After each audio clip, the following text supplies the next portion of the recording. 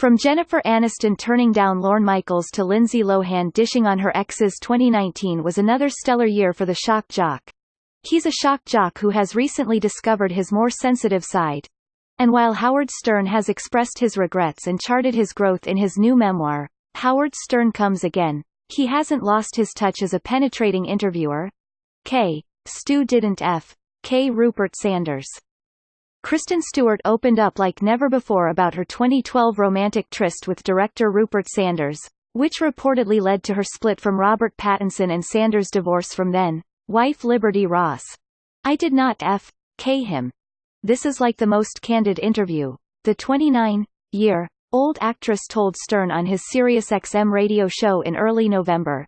"No, I didn't F.K. him."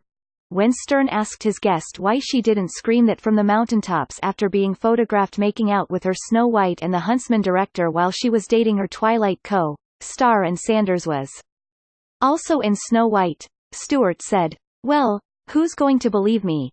It doesn't even matter. It looked like, you know, you make out with a dude in public. It definitely looks like you did have sex," she said, admitting, though, that the fling wasn't innocent. Stewart's main gripe is that she was denied a role in the 2016 sequel, The Huntsman, Winter's War, and she chalks it up to the scandal. "We lived in a different time then. You know what I mean? I feel like the slut. Shaming that went down was so absurd," she explained. "And they should have put me in that movie. It would have been better. Not to be a dick, but they didn't put me in that movie because I went through such a highly publicized scandal. And so they were like scared of touching that." Stern noted that was a dumb move by the studio, and Stewart agreed. Howard asks Demi Moore some very real questions about her book.